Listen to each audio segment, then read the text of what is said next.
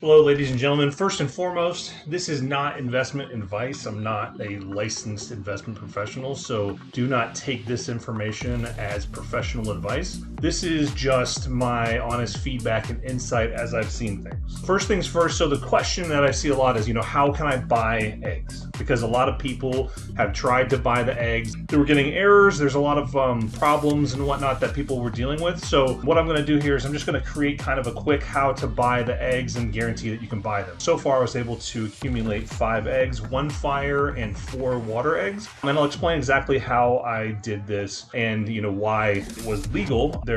They specifically stated, at least in the Twitter feeds and everything that I was following, this is what you could do. So all I did was I took all of the information that they gave me and through a lot of trial and error, figured out exactly how to do it. First things first, you need to make sure, how many eggs is it that you want to buy. Right now we're on Rush 3, so you really have this one and 2 others if you haven't bought any other ones. If you've already bought one, also pay attention to this because you need to create new accounts for the next one if you plan to buy 2 already. But if you're planning to buy 3, you need to do this 3 different times. If you're planning to do it 5, you need to do it 5 different times. So basically it just depends on how many eggs it is that you're trying to buy. So first things first, once you figure that out, I set up my initial account accidentally because when I tried to create a second one, I could not do it. It took me, during the second rush, it took me probably, like for the first 3-4 hours, their eggs kept popping up. It gave me a lot of time, thankfully, to figure out what it was that I was doing wrong. So here's kind of that shortcut for you so you don't have to waste all that time. If you follow these steps, you'll be able to buy eggs basically as long as they're available. The one error that I couldn't get past, and this was probably due to the hackers that were hacking into the server, was I kept getting an internal JSON RPC error. That error was the one that was basically telling me that the server's busy. Too many people were trying to buy eggs. So for a period of time, I gave up. I didn't have any eggs. I couldn't get in an initial because of my accounts were all messed up. And I was actually just like, okay, well, at least I got a fire egg. That was the one thing. My fire egg account, I went in, I couldn't buy a second egg. So that was the one thing. That's where they said, you need to have a second account if you want to buy another egg. That's where they came out and said that was legal to do so, or that they weren't going to ban you at least. So I was able to, after a period of time, then get everything right. And then I was able to buy those next eggs. So you're going to need a valid email address. So something that's actually set up legit, you can access it. You need a Metamask wallet. So basically where your tokens are going to go. I suggest also a lockable file. You want to keep this information someplace that's secret, but also that's secure. So if somebody is able to get on your computer, you want them to have a hard time opening this file because this is obviously where all your passwords, all of your information is going to be held. So you want something that's lockable. And I suggest a very strong password. I'll go into password strength later and kind of, easy ways to remember your password, but also password strength. And then some tricks and tips and stuff like that. So lockable file, and then you need the coins, obviously, to purchase. So it's right now they're purchasing with BNB, so Binance coins. And then you also need to be on at the right time. That's a very important part of this because the rushes happen. And generally speaking, the eggs go quickly. They were gone, I think they said on their post, they were gone in 27 seconds. And then they found out that they had hackers. And so then they fixed all that stuff. And then it was like 4 hours later, then they finally sold all the eggs. So during that time is when I bought, that 4 hours is when I bought the 4 different eggs that I picked up. In the future, we might need to use a VPN. So basically what they were saying was something about IP addresses. I'm confused because they were saying you don't need, but then they were saying you only need for multiple accounts. So I guess that means just don't log on to a different account if you're going to just buy 1 egg. I don't know, something like that, but I'm going to go ahead and recommend getting a VPN and also probably not logging into your old accounts the day of the egg purchase, just to prevent any kind of external old information being stuck on their server. So like 24 hours out, just be logging in with your new accounts. Don't log in with any of your old accounts. That should hopefully prevent at least one VPN catch if that's what's going on.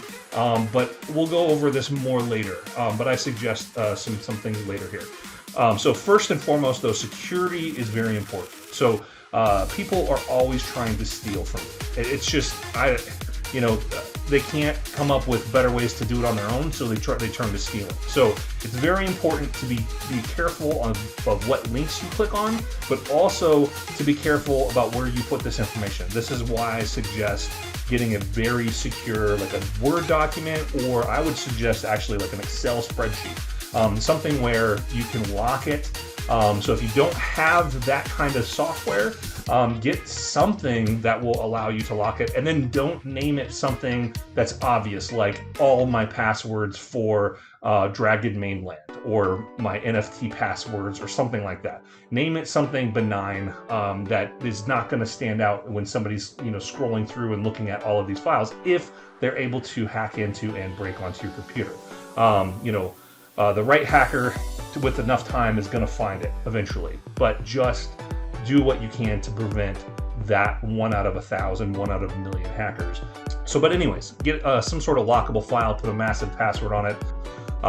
And then, so I personally use an Excel spreadsheet, so probably shouldn't give that information out, but it's something that I've got a massive password on it, something that I've used for a long time, but it's something that is not obvious. So nobody who knows me, even if you know every facet of me, of my life, about me, you're not going to be able to figure out my password. It's just not possible because of I basically made up a phrase, and that's the phrase that I use, and I'll go over how that works a little bit later. So the second step is actually then creating an email account. So I use Gmail accounts. You know, it's just how I've done it. So I'm just going to go ahead and go to Gmail here, and I'm going to go ahead and log in, and I'm going to create an account. I like Gmail for the most part, so we're going to do this. Also, you know, the company itself has done fairly well in security, so you know, the accounts are generally secure.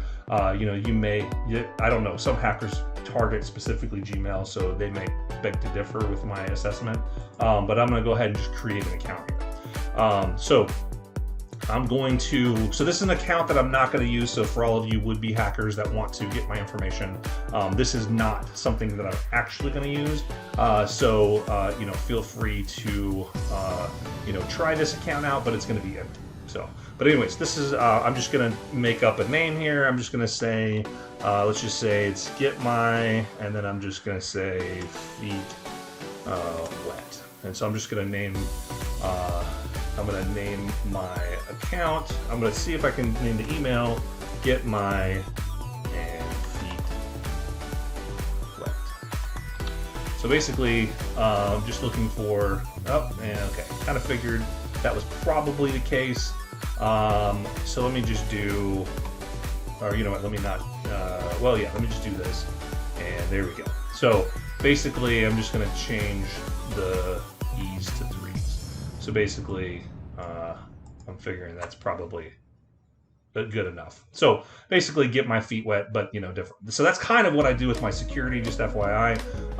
You know, I come up with a phrase, and then I just start changing stuff internally that makes sense to me, and then you know, then you have your password. So taking get my feet wet. I'm just going to say, let's just say, for instance, that my password then is, let's just say my wet feet. So let's just say it's going to be, you know, oh, hold on. I'm going to show password so you guys can see this.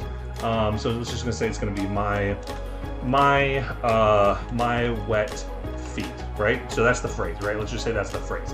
But what I'm going to do is I'm going to change that, because I'm going to have uppercase, so I'm going to have lowercase, I'm going to have numerals, I'm going to have another lowercase, 2 more numerals, and an exclamation point. So I'm just going to go ahead and change my feet wet, or sorry, my wet feet to, oops, sorry, hold on, I forgot the T. There you go, boom.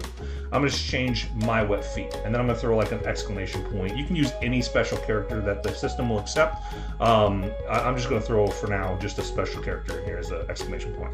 Now, sometimes you'll put in here afterwards, you know, you can do like 1, 2, 3, you can do, I mean, whatever, you know, 3, 2, 1, you can change, you know, any kind of additional stuff. Some people have, you know, that these things that they normally use. You can just like throw that in there as well as like your additional, like, oh yeah, I will always remember I put 1, 2, 3 after whatever, right? So, you know, like a tick, you know, or a tell. Some people have these. You can throw that in your password. It just makes it a little bit more secure. Yeah, maybe they'll figure it out. Maybe they'll break it eventually, but anything additional you can throw in your password that's going to make it easier for you to remember and harder for them to break is the way to go. So I'm just going to go ahead and do this right now. I'm just going to do my wet feet, and I'm going to change this one over here to my wet feet. And so this is going to be my password for this account. So and let me just oh, actually, what I'm doing, I was like again, getting into the habit of saving things. I was just about to save it in my document, but I don't need to save this because this is just a generic account. So you guys can feel free to hack into this account. It's not going to have anything on it. So anyways, so no, I don't want to save this information. I'm not going to put in a phone number. I'm not going to put in a recovery address because that's, again, keeping everything secret. I'm just going to put in some random information. I'm just going to make myself 21 today. So I'm going to say April, and I'm going to say just 21, and then 21 means I was born in 2000. So I'm just going to say that I'm, you know, April 21 of 2000. That's my birthday today. So that's not my actual birthday, but I'm just going to put that in there. And I'm going to say male, even though you can put in whatever you want. This is just what I'm putting in for now. So, okay, it's cool, privacy, blah, blah, blah. I agree. You know, there's some things in here. If you don't want them tracking your information, you can change those options or whatever. This is, again, a dummy account. I don't care. All right, so what I'm going to do here now is I'm going to set up my MetaMask. So after you set up your email, you need to set up a MetaMask. So what I recommend, just going to Google, typing in MetaMask, and then looking for the one that says https / you know, / metamask.io. So that's the correct one. So I'm going to go into there, and I'm going to go ahead and download the mask. And it basically install the MetaMask for your browser. So I'm using a Firefox browser. So I've done this with almost every browser. So far I've set it up on Chrome, Edge, Opera, and Brave. Now I'm setting it up on MetaMask on Mozilla, or Firefox is what I guess it's known as. Either one. And then so I'm using this browser. Basically I'm just going to go ahead and download it. Did it download? I didn't see it download. Oh, it's like, what are we doing here? Is it not working? Are we not working? Okay, well, maybe. Okay, there we go. Add the Firefox. Okay, so different things. Normally, it would just, when I press download, normally it would just automatically download. So Firefox is a little bit different. I'm going to add the extension. So over here you see that it's added. Sometimes you need to pin. I guess you could pin it to overflow. I'm just going to pin it. I'm going to leave it like this for now. And sure, whatever. I will allow it to run in private windows. Actually, no, because that's where they're tracking your information. So MetaMask tracks your information, or can. So you just got to be careful with that. All right, so then I'm going to go ahead and get started. I'm going to go ahead and create a wallet. I'm going to agree to allow them to do whatever. All right, so I'm going to use the same password that I used for my email. I do not ever suggest using the same password that you use for your email. Don't use the same password for anything, especially since you are creating a file that's secured that you're going to have your information in. So there's no need to use the same password over and over again. And also what that does is that prevents the hacker from getting, if they get one password, they get another. And the other thing with putting this in a safe and secure place that only you know about, i.e. not on the desktop as well, because if a hacker can't get into your computer and they see your desktop and it says right there, like, you know, some random thing, they'll click on it and boom, there's all your passwords, right? Or they know where to go to find your password. So just, you know, do everything you can to make it not that easy for hackers. But anyways, new password, confirm password, and then I'm just going to say I've read the terms, which I've already read in the past. So I do recommend reading the terms because there is some very interesting information in there. But once you read it, probably never again, even if they update it. I'm not going to save. So that's another thing. So there are ways to hack your information off a browser. So again, be careful about what you save into your browsers. Let's see here. So Metamask, secure your wallet, blah, blah, blah. You can watch through this thing. It's just talking about the recovery phrase, which I'm going to go over here with you. And then what I do, so you can basically click here and reveal your recovery phrase. So if you use an Excel file, like I do, you actually I just throw this in one of the bubbles, and then I have my security phrase forever. So basically I'm just going to take this, I'm going to copy it into something so I can actually just refer back to it. But basically, here's your, your secret recovery phrase. So this would be what a person needs to get your MetaMask. Again, like I said, I'm not using this MetaMask. I'm creating it, and I'm just flushing the information because I'm not going to keep this information on me. I'm not going to use this MetaMask, but feel free to hack in and look at my empty MetaMask. No problem if you want to do that. But basically, this is your secret recovery phrase. So I'm going to go ahead and say, okay, cool, I got it saved someplace. Then what I'm going to do is you're going to go in and you're going to input your secret recovery phrase. And you're just following what you hopefully copy pasted so that you can remember it, because this is like impossible to remember. But anyways, unless you just happen to remember that the author, impulse, diet, dumb fluid, started, left, bone, legal, force, refuse, vehicle is normal conversation for you. So go ahead and confirm. We got the congratulations, great, all done. Okay, now your MetaMask is secure. You can put in your for mobile. So if any of you want, you can scan this and you can pull this up on your app if you want. But anyways. So then it's set up right now for Ethereum. So MetaMask generally deals with Ethereum, but they have quite a few different networks that they can go through. The next step after creating the MetaMask is we're going to create a custom for our BNB tokens. So you can name this anything. Somebody recommended, Smart Chain. Sorry, not Star Chain. Smart Chain. Like the Binance token, but I just, whatever, it doesn't matter. You can name it whatever. You can name it, if it makes it easier. This is your BNB network. I just use Smart Chain for mine. So I don't have a lot of different tokens. So for me, this just is easy enough. It makes sense. All right, so then you're going to put in the RPC URL. So this one, we're using the Binance tokens. So we're going to go ahead and put in the Binance data seed, and the chain ID, there's a 56 chain ID, so it has just kind of like an information here. So basically it's just saying that it needs to match those 56 digits.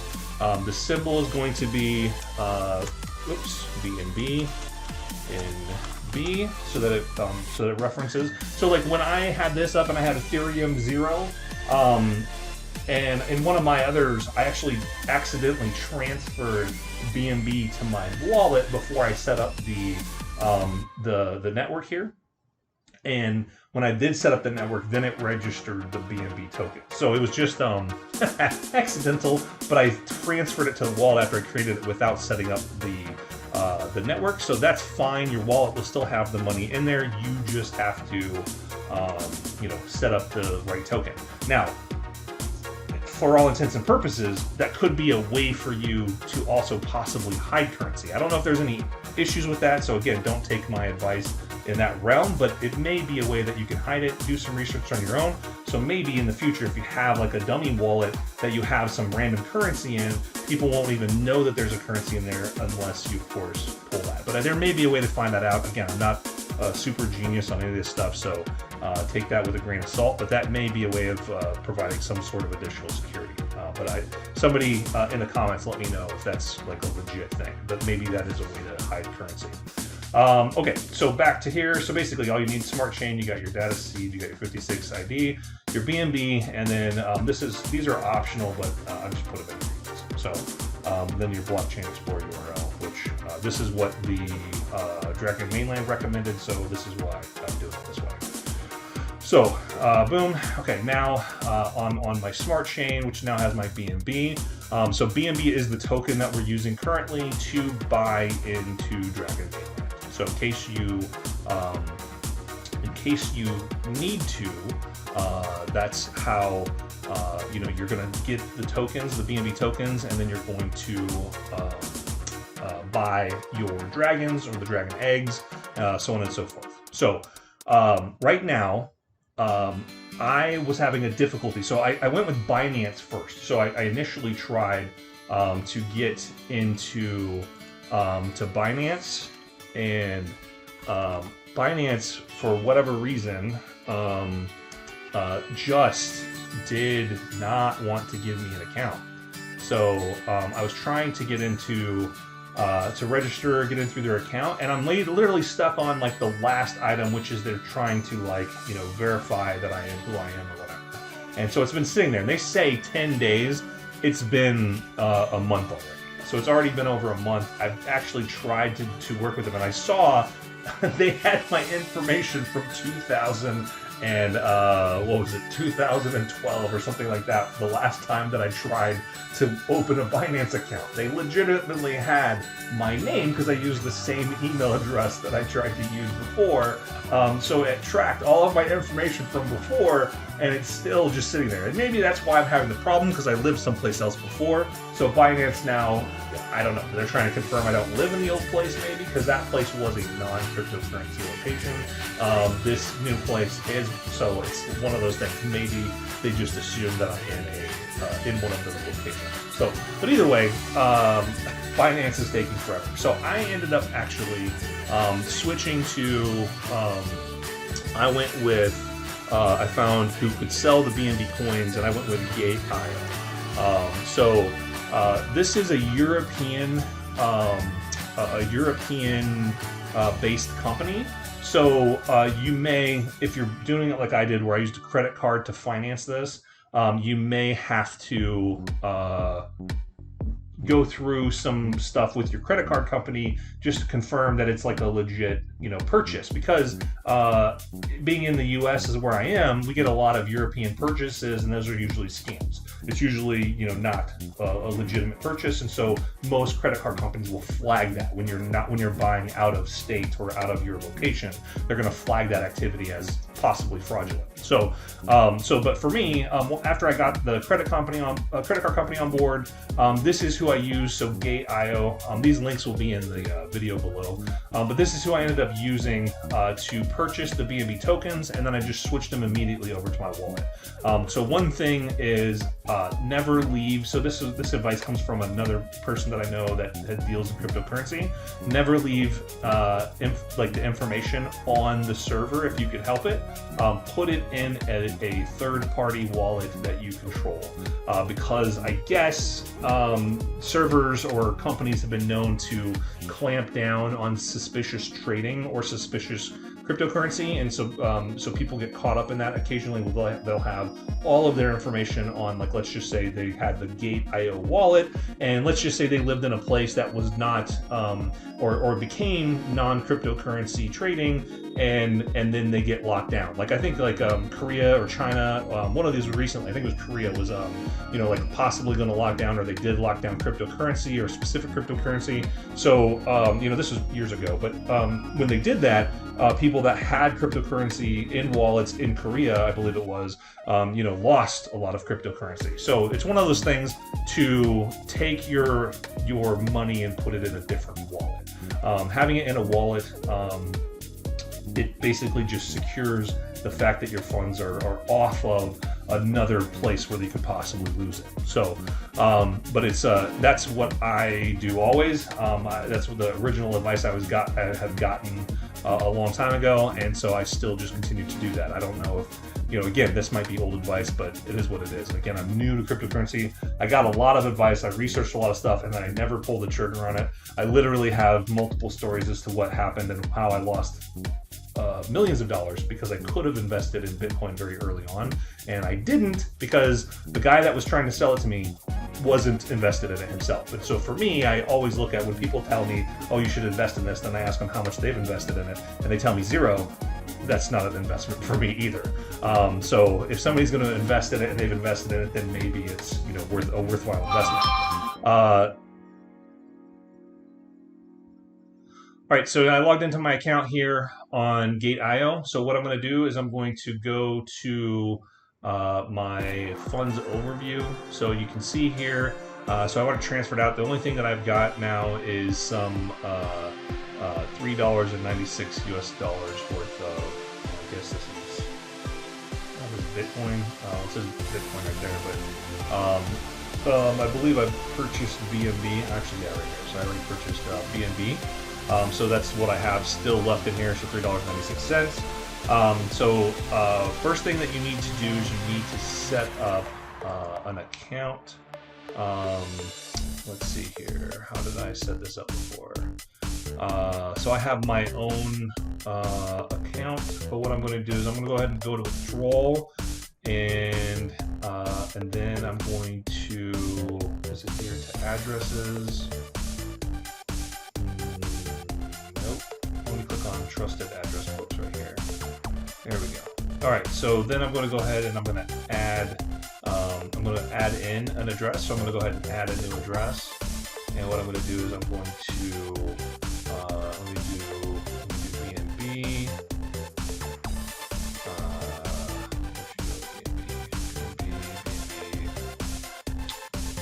At the bottom.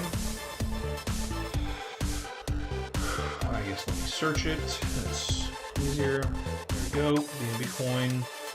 New address.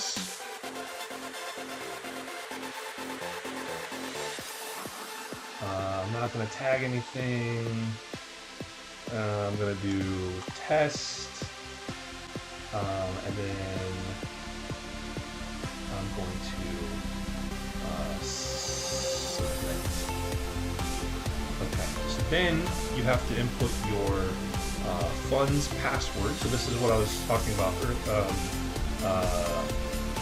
I believe I mentioned this earlier, where basically you have your funds password. So with these guys, you have your funds password, and then you have a withdrawal password, which is pretty secure. I like that in my opinion.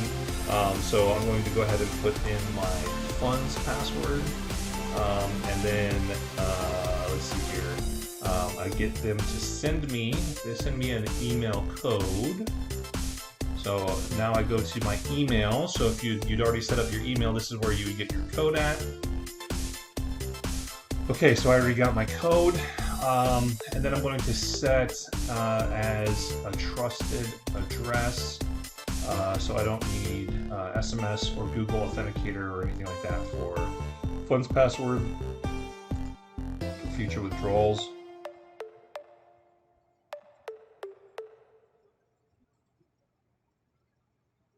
Okay, well, hold on. Let me do without setting as trusted. Okay, well, they're giving me a little bit of difficulty, and what they wanted me to do is going to take quite a bit of time for me to run through it. So I'm just going to go ahead and use the one that I've already set up, and I'll just blur out the information so you guys can't see my legit information here. But basically, so once you get it set up in there, and you go through the authentication and all other stuff. So apparently they wanted me to re-authenticate for a whole new address, which, I mean, it's good. Again, further security, preventing just some random person from dropping their information. You know, so not bad. And they probably just wanted to confirm that the new address that I was setting up was my address, right? Like the information I was going to provide them was identical to what I provided them in the past. that kind of stuff. So again, good security. Another reason to like Gateio here. It's pretty interesting, but yeah, good security stuff in place. BNB, so I'm going to set up to do coin BNB. So it's a BSC, so I do the BEP20. So as you can see, I've only got 0.008 BNP left on this account. So I'm going to set up my address. This is the one that I've already got in my wallet, so I've already set up a trusted address. I don't do any tags. It's like memos or stuff like that. You can do whatever you want. I addressed it as my wallet, so it's just going, that's my wallet. And then what you're going to do is you're going to put in your amount that you're going to transfer. So as you can see here, so the fee to transfer currently is actually, there's a lot of gas apparently today on BNB. This is usually 0 something. I also trade or send money usually at later hours. So it might be just the hour that's going on right now in Europe. Maybe there's just a lot of activity. But you can watch this and wait for a later number. I'm usually trading or sending money about half of this cost. Usually it's like 0.6 or 0.3, I think was what I did last time. So something like that. So 0.06 or 0.03. So it's a much less. Oh no, actually it was like 0.00015, something like that. It's pretty cheap. So right now there must just be a lot of trading that's going on with it. So I would just avoid the higher cost times to trade or to send. But either way, I mean, it's up to you. It doesn't technically matter, I guess, if you're not sending a whole bunch. It's not that much money that you're losing there, but every fee counts, right? So either way, go into yours, and then you're going to trade out. So now I don't even have enough to actually send, but normally, like I try to buy 2 BNB, and then I try to send those 2 BNB. So I'm just going to put in here something like it'd be something like 20, whatever. And if I have some, I try to get a little bit of excess in there so I can trade or send myself the 2 BNB. I would have something in there, and then I would just put whatever. Let's just say I have like 2.1 in there, so I'd put like 2.0, and then in this instance I would put in like 8, and then I would put so I'd have enough. I put in everything that I could almost, and I have enough left over that will handle the fee, the gas fee.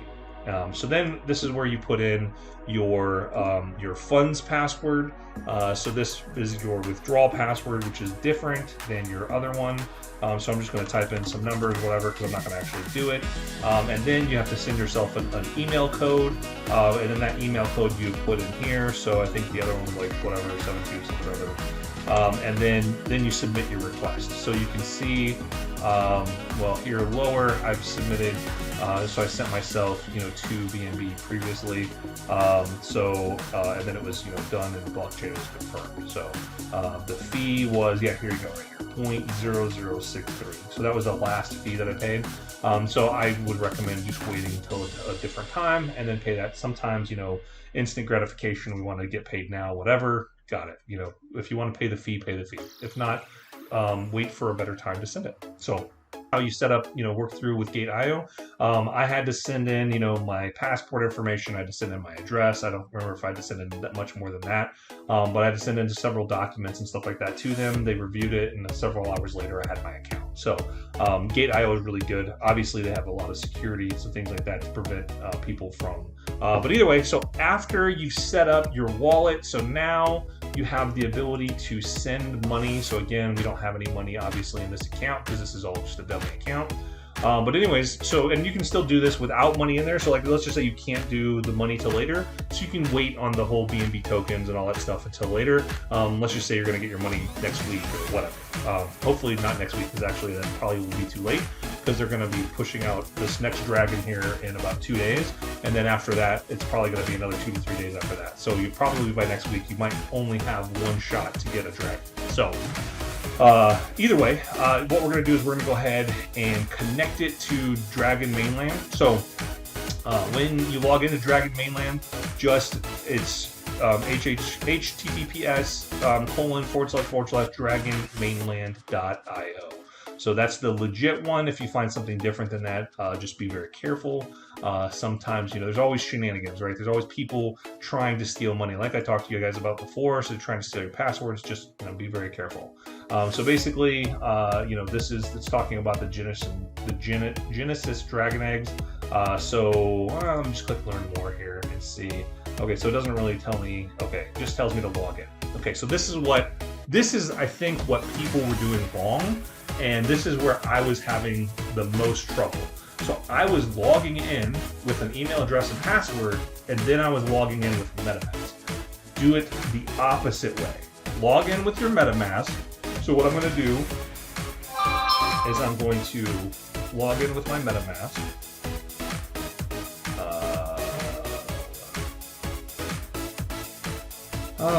Maybe this is why Firefox Mozilla is not the way to go.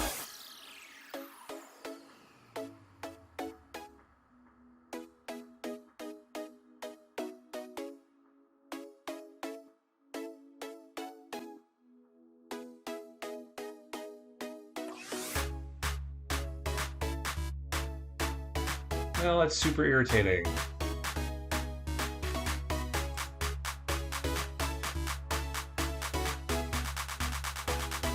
Okay, well, it's supposed to be super easy. So basically, log in with MetaMask, and then it will open up your token. What I'll do is I will have to do this.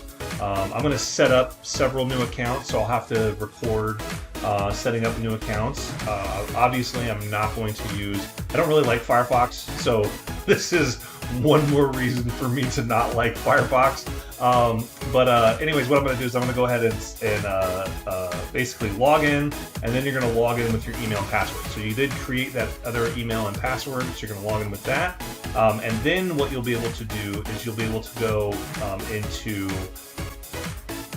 So when you get to this page, you can watch a game trailer, get started. You know, it's, a lot of this stuff, it's going to tell you, you know, here's mainland, here's where your eggs are at. So the marketplace is still coming soon, so not available yet. A lot of the stuff, you know, there's like swap, these other things that they're talking about doing. You know, some of the stuff's not available yet, so they do have some of these links set up. And then the white papers, some FAQs and stuff like that. So always a good idea to go in there and check and see what's added, what things have been added in there. This candy icon gets you for the giveaway. And then you can click on the little egg that's over here, and this is supposed to be how to buy the eggs. So you'll see, so right now the water dragon was the last one for sale, and it sold for so it sold for 0.2.